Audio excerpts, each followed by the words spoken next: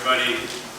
It's such an honor to be able to introduce Dr. Antonia Darder. I'll tell you a little bit about her. She's an internationally recognized Freudian scholar.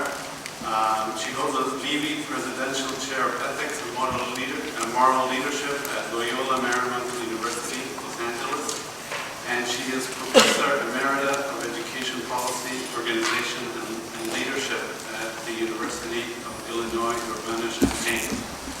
For more than 30 years, Antonia, practice and scholarship have focused on political questions, ethical concerns linked to racism, to class inequalities, to language rights, to critical pedagogy, to Latino education, and social justice. And more recently, her work has sought to articulate a critical theory of leadership for social justice and community engagement, as well as to theorize the pedagogy of beauty and the pursuit of a liberatory practice of education. Dr. Darder's scholarship has been deeply influenced by world-renowned Brazilian educator and philosopher Paulo Freire, whose ideas on schooling and society profoundly shaped the direction of her early work.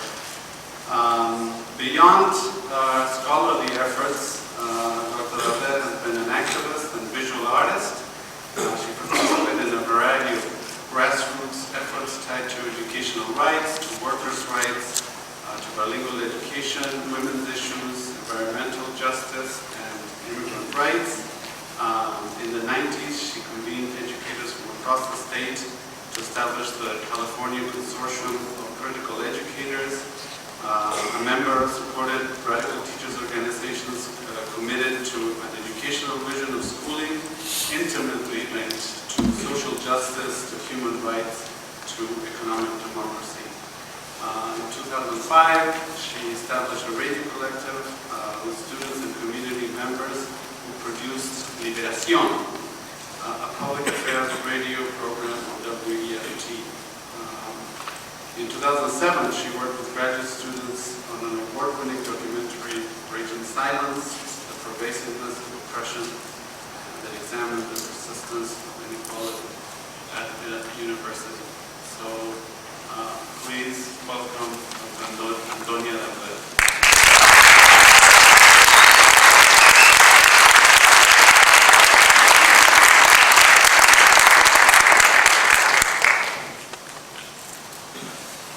Hola, ¿cómo están? How are you guys? Wow, you know what? Before I get going with, my rip-roaring style, I want to thank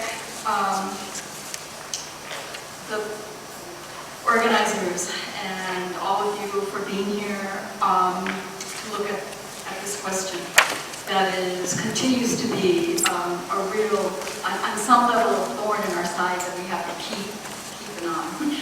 But I want to talk about that, and I want to deal with that. I also want to say I'm really happy to be here because I've been back for 3 years. I ended up almost 9 years in Urbana-Champaign.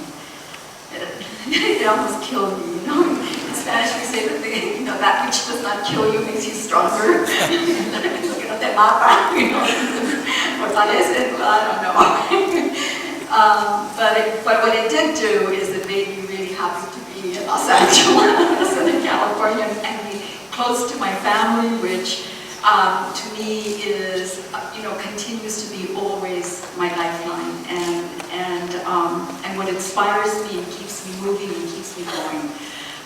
My grandchildren, my 6 grandchildren, and my friends who I have a history of struggle with, and it makes a real difference to live in a place where you have people that love you. It makes an enormous difference. Where you have a history with people that you've developed over the years. So all of that said, let me begin with a quote by Paulo Freire. He wrote in Pedagogy of Freedom, "I am a teacher who favors the permanent struggle against every form of bigotry and against the economic domination of individuals and social classes. I am a teacher who rejects the present system of capitalism responsible for their aberration of misery in the the midst of plenty. I am a teacher full of the spirit of hope in spite of all the signs to the contrary. I share Paulo's words with you here in that in many ways his work has been my anchor and my solace for the last 40 years of my life. I have been involved in the struggle for social justice in education since 1975. Throughout the work, I've participated actively in a variety of community, national, and international struggles to challenge the foul colonizing structures of racism and other forms of oppression, structures that have historically worked to sustain one of the most grossly unequal economies in the history of humankind. Capitalism is a phenomenon that egregiously impacts each and every one of us.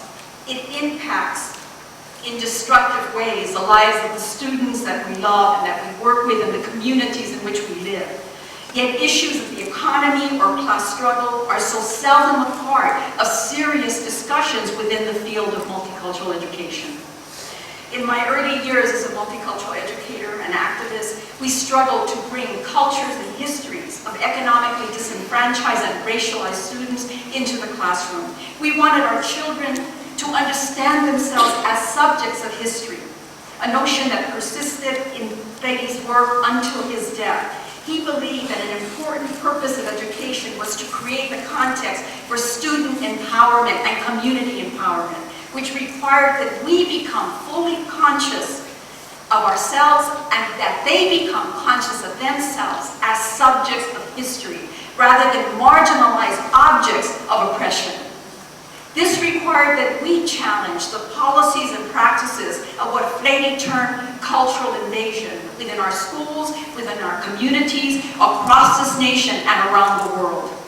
Hence, we worked within communities, with parents, with students, to push school districts to pass educational policy statements that would call for the integration of cultures, histories, and ancestral wisdom, which for so long had been silenced. And these were so much epistemologically centered within the classroom curriculum. We wanted it to not just be artifacts, we wanted it to be a way of thinking and a way of knowing. That the epistemology, that the ontology of our peoples, of our communities be part of how we did multicultural education. It wasn't just about the holidays. It wasn't just about, having some mariachis and tortillas or whatever. It wasn't about just bringing the folklorico in for a fiesta. It was about changing the very way we constructed knowledge and produced knowledge with our students. We fought because we believed then, and I continue to believe today, that public education is one of the few public spaces that remains in this society, which still has the potential to function in the interest of democratic life. And as such, it remains today an open terrain of struggle. Schools are public places where students are socialized and conditioned daily in how to see themselves and the world. And this happens in both cognitive ways and emotional ways, affective ways. Hence, our children respond to the culture of the classroom, whether they get with the program, they resist actively, or they simply just check out emotionally. Freire considered teachers to be cultural workers, for we are in the business of socializing our students to either acquiesce to the social conditions of inequality that exist in their lives, or we work to unveil and critique those conditions in ways that begin to cultivate dialogue, voice, participation, and solidarity among them, so that we can construct knowledge that is truly meaningful to their lives. This is to say that we create classrooms anchored in a multicultural ethics that provides them with genuine living experiences of emancipatory life, rather than dispensing of stale and lifeless multicultural pretensions. Unfortunately, too often, the education that our children have received, and for the most part continue to receive, has been shaped by an recalcitrant ethos of assimilation and deficit, which often wittingly or unwittingly, albeit in more sophisticated ways today, it's the same old racializing, classist, sexist, ableist, values of the past.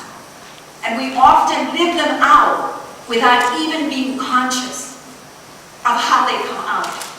I heard an educator at a graduation talking about how wonderful it was that these children were graduating. You know, that they wouldn't have to, they wouldn't have to live in poverty, and they wouldn't have to anymore do the, menial work. And what was so frustrating to me in that is that a lot of the parents that were sitting out in the audience of the children who were graduating first generation were in fact menial workers, so-called. So indirectly, it perpetuates a notion that some people are more valuable than other people. And I think that part of our struggle is how do we begin to change that in our discourse, in our language, and in the way we teach. And if that was not bad enough, there continues to exist this ethos of normalcy and of the good student, which is narrow, foolish, and violently disrespectful of the intellectual capacity and the transformative potential of a large majority of poor and working class children of color in this society.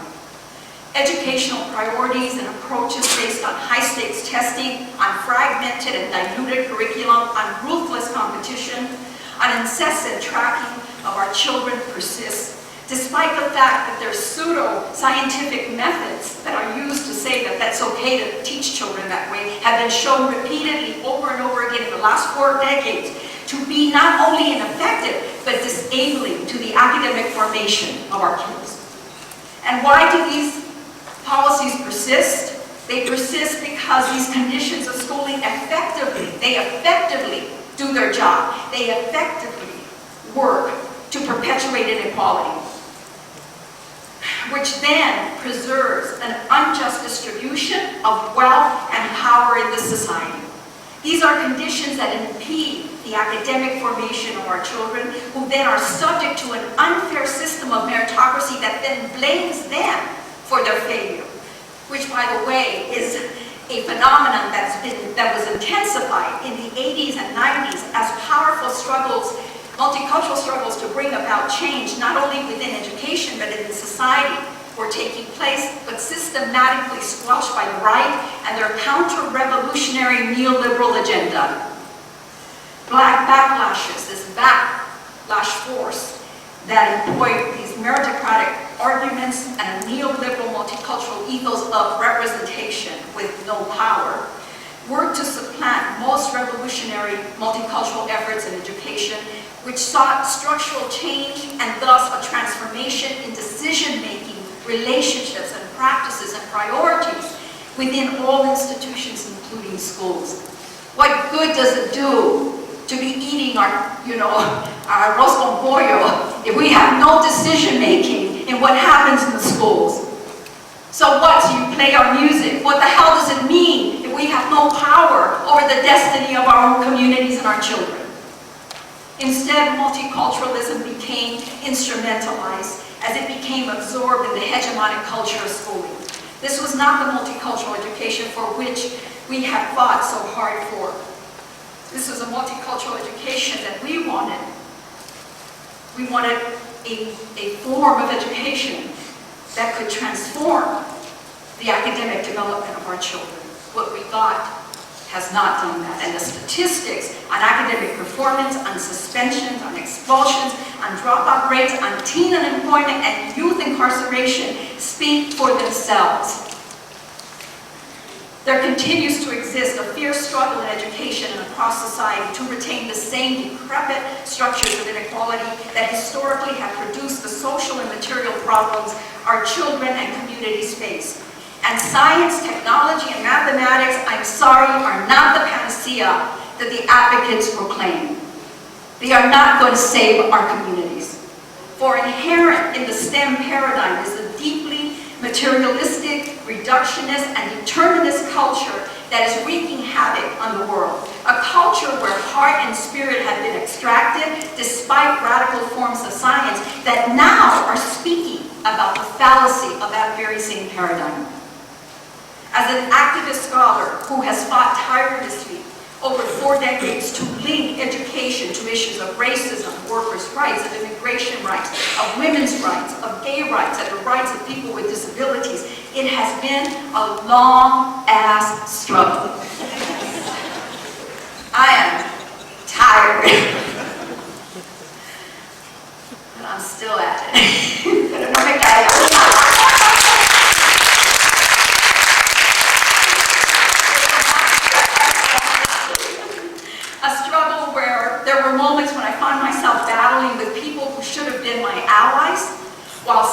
simultaneously contending with educators who simply could not support our multicultural struggles, white educators usually, unless our issues could be made palatable to their sensibilities, using language that they were comfortable with, tactics that they considered legitimate, or employing the strategies that they dictated.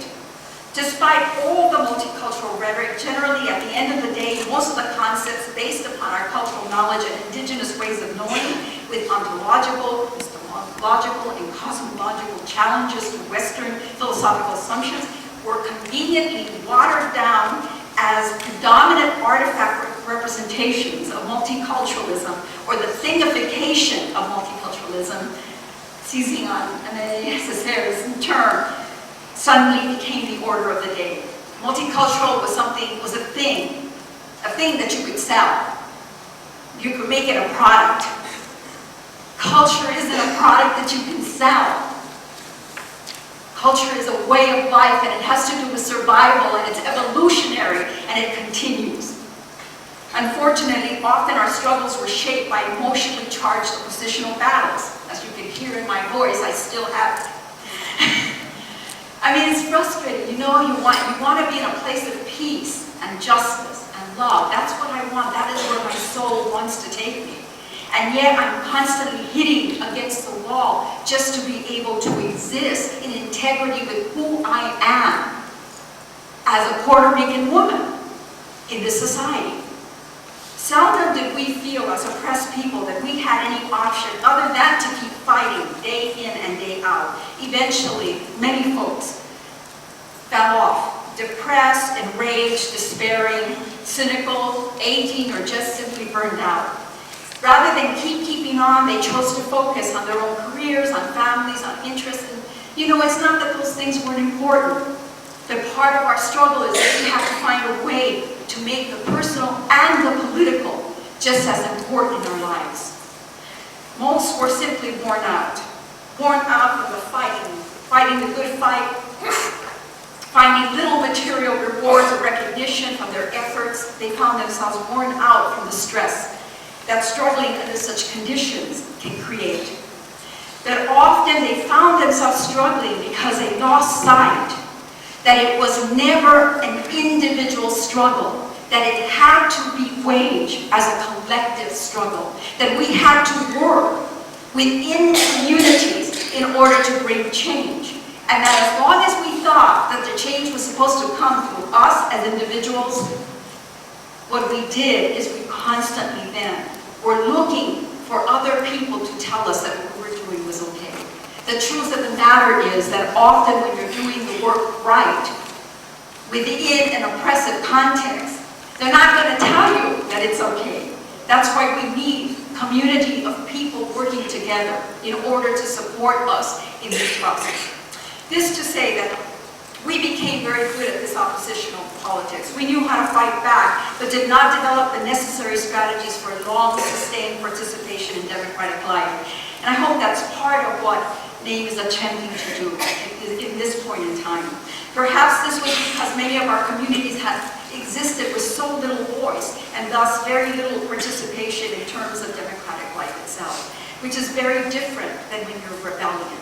You know, the skills and the way that we have to be when we're rebelling is different than when we're trying to create a democratic life that can be sustained. They're necessary. They're necessary in terms of our evolution as human beings and as communities, but they require a different set of strategies.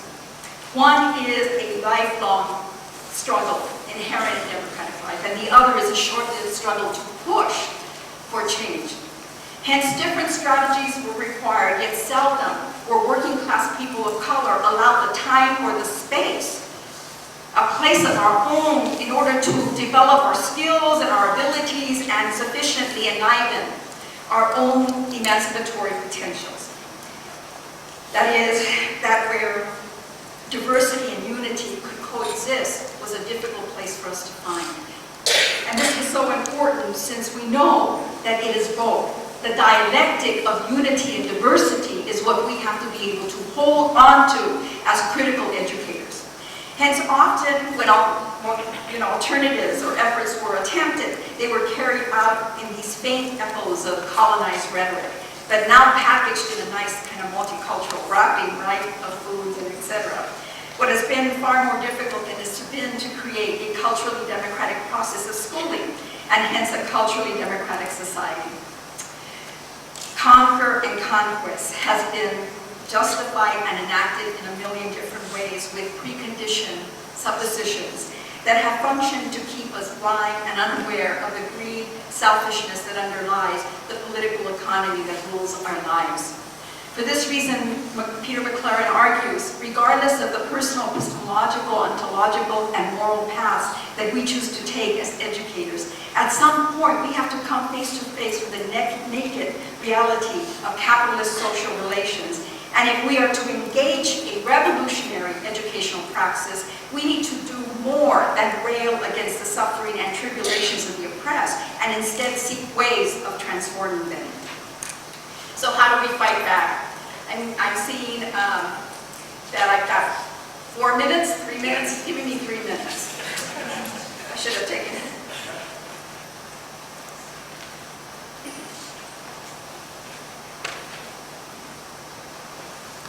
I'm going to take a breath. Because this very same thing, this is what is so hard. That you have to try to give some kind of a coherent argument to bring about a kind of coherent understanding of what the hell is going on and what it is that we have to do, and we're cut into little pieces. I mean, this is not to rail against them. I love you guys. But part of our struggle is that we're attempting to transform society and schooling in the very same structures that oppress us. More time. More time.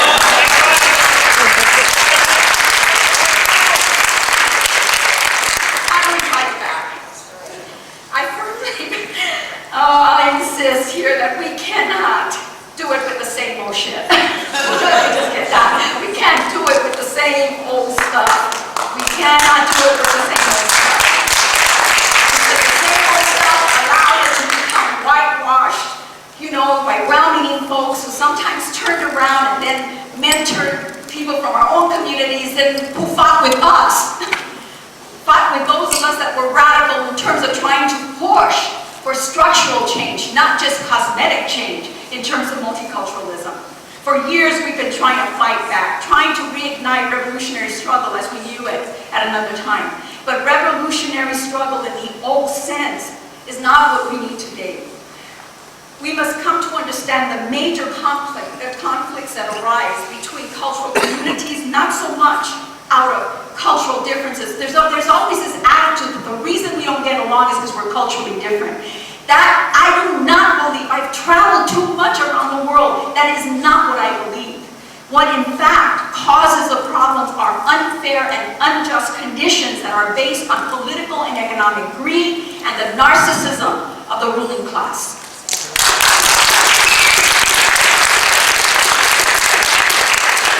I submit to you that what we need is not to reclaim or recapture multiculturalism of old, but rather what we need is to come to terms with the fact that the world is quickly evolving and that people today might have greater aspirations to freedom and human rights around the world than ever before. Yes, it's true that this isn't what the media shows us and what corporate parasites want us to believe, because it isn't to their interests that we should believe that there are a lot of folks out there who are fed up with all the old, tired rhetoric and ineffective band-aid solutions.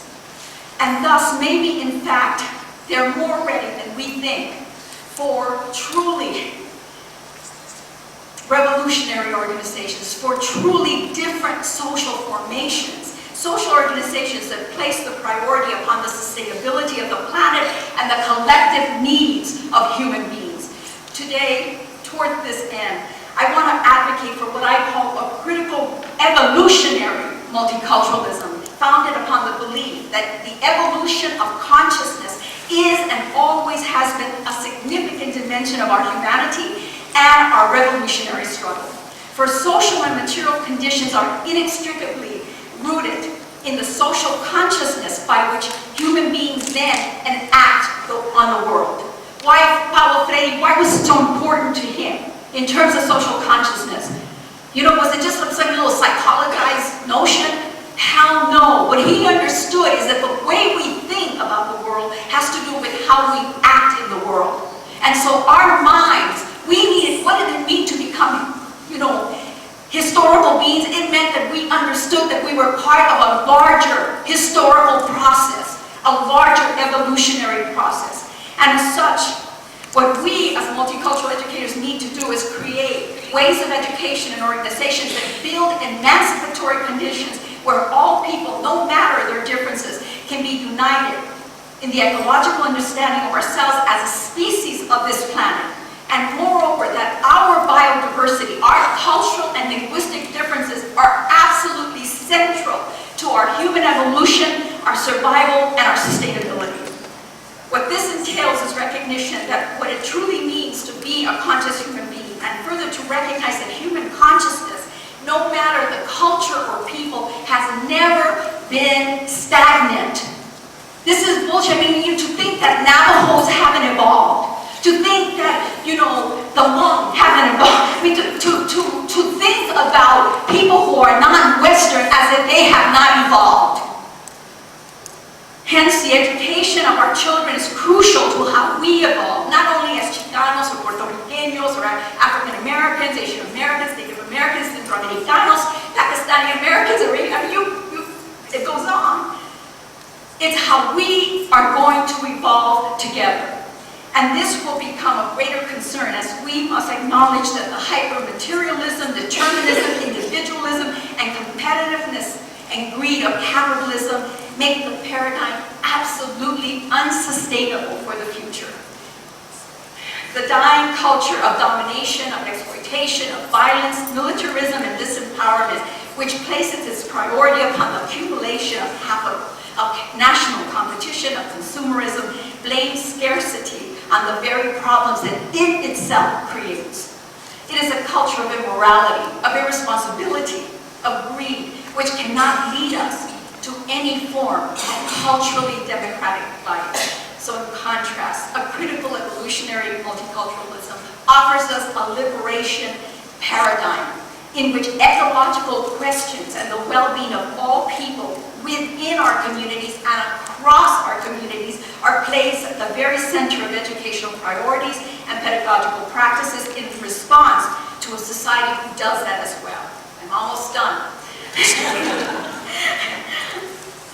Associated with this process, then, our critique must also be a consistent commitment to the formation of our students, of our communities, and ourselves, capable of bringing about not only social movement strategies, but also concrete strategies and solutions for the reinvention of structural and material life in this society and in our schools. This calls for a paradigm of multicultural education where the histories, the culture, languages of our communities intimately are recognized as part of an evolutionary dance and fully integrated into every aspect of public life in order that each can evolve in their own particularities as well as evolve in their capacity to embrace what Paulo Freire called unity in diversity. This emancipatory struggle must be understood as a collective dream of humanity, living itself out in different ways as we aspire to greater creativity, to greater sustainability through integral knowledge of our minds, of our hearts, of our bodies, and our spirits. We are a multicultural species. There's not a damn thing anybody can do about it. That's what we are. A multicultural species with the power for consciousness and thus the capacity for social and material transformation. Through critical principles, we have the impetus towards reflection, dialogue, praxis, voice, participation, and solidarity, whereby we can choose. And yes, it is a choice that we each make. We make a choice to struggle in this way through discipline and responsibility. How we will participate in the evolutionary process of humanity is a choice that each of us must decide. And where we can labor together, we need to labor together for the self-determination of our communities, our society, and our planet. So no longer then can we think it's enough to remain separated within our individual struggles of particular communities. I firmly believe that each of our cultural communities must be strong. There's no doubt in my mind that we need to develop and cultivate the strength and wisdom of our own cultural communities, and our ancestral knowledge must be part of our life.